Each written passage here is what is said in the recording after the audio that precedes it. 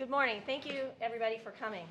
My name is Katherine Sarkissian, and I want to welcome you to the UCLA Value-Based Care Research Consortium Kickoff Symposium.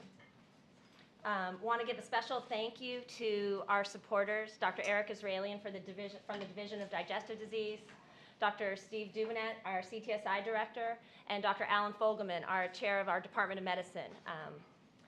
Dr. Israelian and Dr. Duvenet are going to say a few words after I speak, and then Dr. Fogelman will be here right after lunch. I also want to do a very, very sincere thank you to the CTSI staff that has been so helpful in getting this done. Deborah, Iman, and Denise has really been helping us a lot using the wisdom from their previous conferences. And then also to thank my team, Carmen Reyes, who unfortunately is out of town with a sick family member and couldn't be here after all of the work she put into this. And Natalie and Miguel, who've done so much. They're over here. You'll be seeing them throughout the day. Couple of housekeeping things. Because this is really, as you can see, a small meeting, and we want everybody to have the maximum amount of time to get to know each other and forge new collaborations, we're not doing big, long introductions. There are so many people here that are so accomplished. That's why we sent a bio of everybody, so that you, not just the speakers, but everybody who's here. We really encourage you to reach out and meet everybody. You can see, for those of you who do Twitter, you can see our 2 hashtags right there. And then we will be videotaping today, so that if you have colleagues and friends who were unable to be here today, that they can watch. And I'm going to start with a patient story. This is a true story. A 55-year-old lady came to previously good health, goes to see her primary care doctor for acute lower back pain. The doctor orders an MRI, which, as many of the clinicians know in the room, that is completely against the recommendations of the American College of Radiology, numerous other professional associations choosing wisely. Unless you have a red flag, you don't do an MRI for back pain. So nothing about her back was found on the MRI, but they did find this incidental kidney tumor that unfortunately couldn't be reached by a biopsy. So she went on to have surgery, which seemed like it was uncomplicated the first day, but then she developed a pneumothorax, a collapsed lung, developed pneumonia, and ended up spending 10 days in the intensive care unit. During this time, I'm not making this up, her husband actually died unexpectedly of a myocardial infarction, a heart attack. So this really sad, tragic story, to me, epitomizes so many of the consequences of low-value care. So first of all, from the patient's perspective, not only did she have all the pain and suffering and almost death of this experience, but she lost such an important part of her life that she would just never get back. She missed being with her husband in his final days of his life. And then after he died, she wasn't able to be with her children and her family members during that very, very important life transition. You don't get that back. The healthcare system experiences important consequences because now we have an ICU bed that a healthy woman is in the ICU bed when there's a line a mile long of transplant patients that the health system's trying to get in, so we can appropriately use our tertiary, quaternary, TQ, Ronald Reagan Hospital. And then society, we spent over $100,000 in costs that people say, oh, it's covered by insurance, but as people in this room know, that cost is passed on to taxpayers, employees, and every member of our society. We have way too much low-value care and not enough high-value care. I'm sure all the clinicians, everyone in this room probably themselves has probably experienced low-value care, has a family member, and those of us who are doctors will probably grudgingly admit we've even ordered low-value care for our patients. Blood tests, antibiotics, x-rays, surgeries. All of this low-value care is a lost opportunity for high-value care. Here in Los Angeles County, we have literally millions of people who have uncontrolled blood pressure and are experiencing preventable heart attacks, preventable strokes. That is a lost opportunity to provide high-value care because we are spending so much of our effort on low-value care. The Institute of Medicine back in 2013 estimated that 1/3 of U.S. healthcare spending is wasted. And in 2013 dollars, they were calling this almost $800 billion. So just want to show Bob Brooks' quote here again, he was really sorry he couldn't be here today, a pioneer in the field. Wasteful healthcare spending is the single greatest threat to the welfare of the U.S. population. A little history on how we got here, the UCLA Value-Based Care Research Consortium. So I am a geriatrician, and I would argue that value-based care is absolutely central to the heart of what it means to be a geriatrician. I think there are a couple geriatricians in the audience. So our entire field of geriatrics was actually started by advocates who felt that older people were not getting appropriate health care in our existing medical system. So we started a whole new specialty to make sure that seniors could get the right care.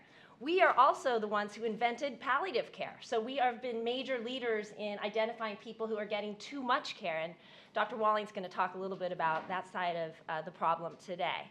So, so one thing that I always tell the residents and the students when I'm on the wards and teaching them is that the life of a geriatrician is spending half of your time making sure that your patients get the care that they should have. Don't be discriminating against my patients just because they're old and they weren't eligible for your clinical trial. But at the same time, protecting them from all that harmful stuff, all those patients that get killed in the hospital every year. As a research scientist, I think you can sum up the last 20 years of my career focusing on trying to combat the over-medicalization of aging. So when I learned about the Choosing Wisely campaign, I was really excited about this evidence-based professionalism approach to reducing low-value care, and had the opportunity to partner with a terrific team at LA County Department of Health Services, now called Los Angeles Health Agency, to get a grant from the American Board of Internal Medicine Foundation to implement Choosing Wisely interventions at LA County. And I'm just going to show one slide of results, but they have an outstanding quality improvement team over there, a great quality improvement culture. And one of the projects that we were doing was to decrease preoperative testing for cataract surgery. So preoperative testing for cataract surgery is in some ways the quintessential low-value care. We've known for decades, like New England Journal randomized trial, that it doesn't help patients, but still about 80% of Medicare patients still undergo preoperative testing. So I'm going to show a slide done by John Maffei, assistant professor in the Division of General Internal Medicine and Health Services Research here, who led the analysis of this. And here the height of the bar is the percentage of patients undergoing cataract surgery who had a preoperative EKG. And the red bar is the intervention site, the yellow bar is the control site. So you can see after this multifactorial intervention, dramatic decrease in the percentage of patients who get EKGs. And so you think, oh, it's just an EKG, it's not a big deal. But it's actually, this doesn't even take into account all the follow-up that is done when you find a little extra PVC or some incidental finding on the EKG, the time spent going in to get the EKG, the patient's kids that take a day off work. And I think the most important outcome of this project is because the patients had to undergo this pre-op testing, it delayed their surgery. So these are real people who had to live 6 months more of their life without the opportunity to have improved vision that cataract surgery does. So we were really excited about doing this work, and my project director, Carmen Reyes, the one who I mentioned, is out of town with her family today. She said, well, let's see what's going on at UCLA. I knew of some people at UCLA that were doing research on value-based care, and we started connecting with people. This was literally 2 years ago, and we started going one by one, snowball sampling, talking to everyone that we could find, and some people are still on our list and we haven't had the time to sit down one-on-one with. But we just started meeting with everyone and learning about what type of work people were doing, what they wanted to do, and would they be interested in coming together under one roof as a value-based care research consortium. And I'm excited to tell you that literally 100% of people that we met with were very interested and very excited about starting a coalition and joining a coalition. Other things we met is that there was a really suboptimal knowledge about what other people were doing. So we met with not just the School of Medicine, we met with people in the School of Public Health, the Anderson School, the Department of Psychology. This was really a cross-campus series of meetings. And then even just within the School of Medicine, we met with probably 7 different departments. Within the Department of Medicine, we met with every single clinical division. So much work going on. We're missing opportunities to collaborate and lost opportunities to disseminate and publish. Some of the most interesting and exciting interventions that were being implemented by frontline providers who are not scientists but come up with these great ideas and are doing these projects, but missing the opportunity to partner with scientists to help publish the findings and get the word out there. I mean, we have arguably one of the best divisions of health services research in the country. Michigan is outstanding as well. But it's such a, I know Dr. Mangione is coming later, it just seemed like such a missed opportunity to be having more collaboration.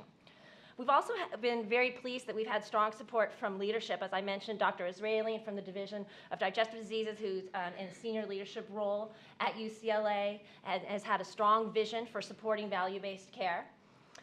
Dr. Fogelman, my chair, has been very supportive from the get-go, and then Dr. Dubanat, who is a basic scientist, with a lot of vision and support for value-based care research, and shares our vision for helping UCLA and our partner institutions become national leaders in this space. Also on the health system side, we've been very pleased with the support. Some people in the room, so we have Dr. Pfeffer here from the C-suite, our Chief Information Officer, Eric Cheng, our Chief Medical Information Officer, and I was really pleased yesterday. Ms. Spizzo and invited me to participate in the health systems strategic planning retreat yesterday, and they are very sincere. Dr. Azar as well, the COO, is very sincere about wanting to partner with our researchers to do work that aligns with the strategic priorities of the health system. The mission statement of our research consortium is to facilitate collaborative interaction among diverse stakeholders to dramatically improve healthcare value and associated meaningful patient-centered outcomes, to be an incubator for innovation and generate scientifically grounded solutions that will improve healthcare value at UCLA and our partners, influence policies across the nation, and serve as a training ground for the next generation of healthcare leaders. So welcome. I'd like to now introduce one of our biggest supporters, Dr. Eric Israelian, who is co-chief of the Division of Digestive Diseases and director of the Melvin and Bren Simon Digestive Diseases Center and the Lindsay Foundation Chair in Clinical Gastroenterology.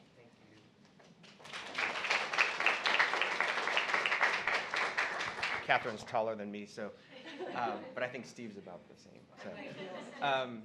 So anyway, first of all, thank you to all of you for taking time out of your busy schedules to be here with us. And I wanted to congratulate Katherine and the entire value-based care team, where there are a lot of people here and a lot of people behind the scenes who have been working so hard, not just for the research conference and the symposium today, but for putting the group together and for pushing through a lot of, I would say, kind of inertia on campus, because while we have such great talent, it's never really been pulled together in a mission like this, with a mission like this. So it's really exciting to see that based on our conversations a couple of years ago, you've been plowing forward with John and everybody else and getting us to this point. I have the honor of working across campus with the Chancellor's Office and several deans, both in the realm of community engagement and working on our Centennial campaign. So I've had the opportunity over the years to see what incredible talent exists already on campus across various schools, and I hope many of you here who are visiting will take the opportunity to just take a walk, and what you'll see is you're going to walk across a School of Medicine, Public Health, and Management, and Engineering, and Law, and all the other disciplines that exist on campus in a short time period. And that's a competitive advantage, I think, for UCLA, and we have to work with groups like this to put people together in one room and start the interactions and start the research collaborations. And when we started our conversations a couple of years ago, given what I had seen on campus and seeing what an incredibly exciting and dynamic time it is on campus, felt that it was the perfect time to launch this program.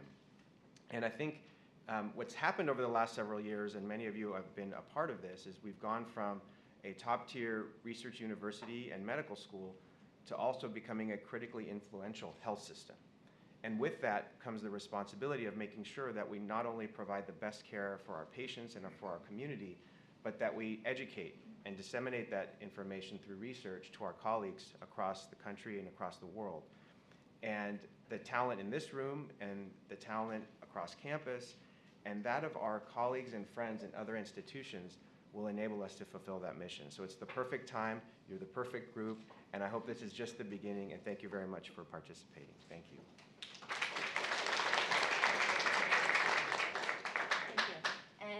Our next speaker is our big supporter, Dr. Steve Dubedat, who is the director of our UCLA CTSI and also Senior Associate Dean for Translational Research.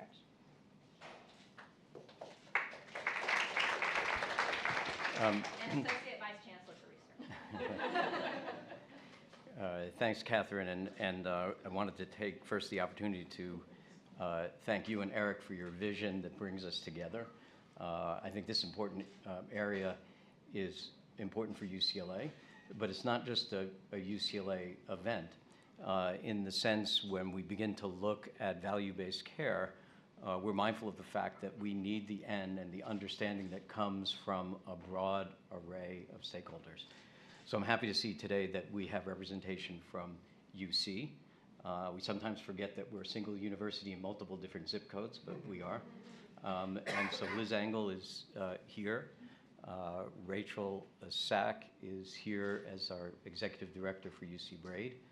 And in addition to that, it's not just UC alone, but our partners throughout California and elsewhere. So it's very important that we have representation from Kaiser, and Michael Gould has been one of our advisors, our friends from USC, and we've had extensive collaborations to make many things real with USC, the county health system, and others. Well, what is the interest of the UCLA CTSI in all of this? And I just wanted to show you this. It's adapted from Bill Stead, and Bill Stead was the first chair of one of the nation's largest biomedical informatics departments at Vanderbilt. And several years ago, he wrote a paper in Academic Medicine in which he emphasized this graph. And what this is showing facts per decision on one axis and the decades across the horizontal. And what Bill was describing was the fact that we all operate at 5 to 6 facts per decision. And so that's our human cognitive capacity, and we all strive for that. But increasingly, we're obligated to take into account data that stretches beyond our human capacities. And so what I did as I looked at this graph many times, I added something to it, because in addition to the omics that we're increasingly responsible for, we're also responsible for getting this right.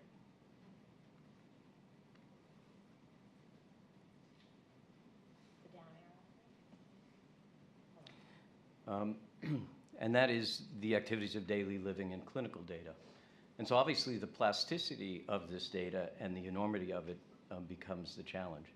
How we'll be able to use this information in a temporal and constructive way in caring for our patients.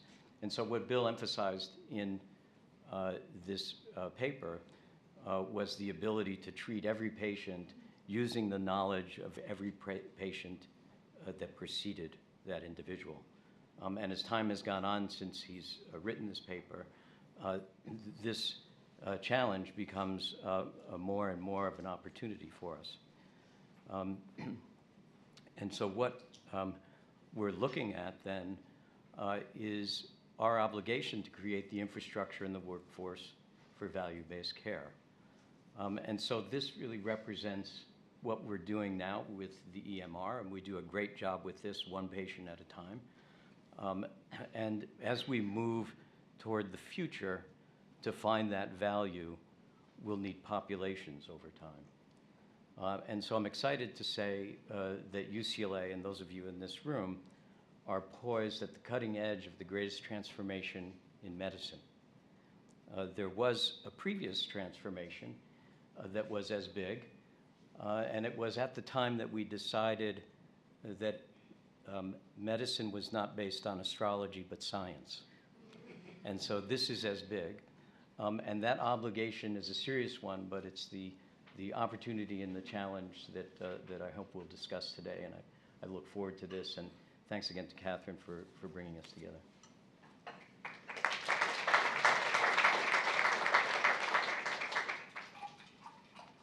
Thank you very much, Steve. So I'm going to jump straight to the goals for today.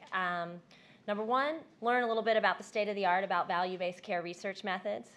Number 2, make and renew connections across these silos. Steve beat me to it. I was going to say we have participants here from UCLA, UCLA Harbor, Cedars-Sinai, USC, City of Hope, Kaiser, UCSF, University of California Office of the President, at Los Angeles Health Agency, Department of Health Services. And we also are very pleased that we have 2 community partners who represent vulnerable patients in LA County. We have Phyllis Willis from Watts Labor Community Action Committee and Franco Reyna from the National Kidney Foundation here with us as well. So reach out. Like I said, we sent bios for all the participants, not just the speakers. You have email contact. We have a lot of time to meet people during meals and breaks. And after the meeting, reach out to us. We can help set up meetings for you, because we don't want this to be a one-day thing. This is a really expensive meeting. If you think about not just what it costs to have an event here, but what all of our time is worth per the hour. So let's make sure that this is not just a one and done, and that we actually take action after this meeting. We want new projects, new papers, new grants, accelerate momentum for the Value-Based Care Research Consortium. And I know this will not be an issue with our keynote speaker and other panelists. We're going to have a lot of inspiration today.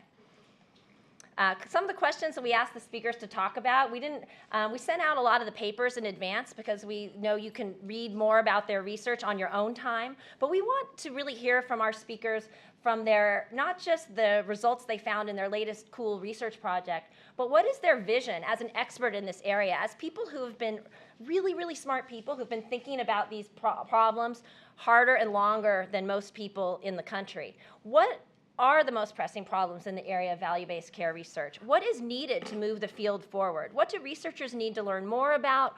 What do researchers need to do better? What will it take for UCLA to become a true learning health system? We're not going to solve everything today. Today is just a beginning. Some thorny issues to consider as the panelists speak.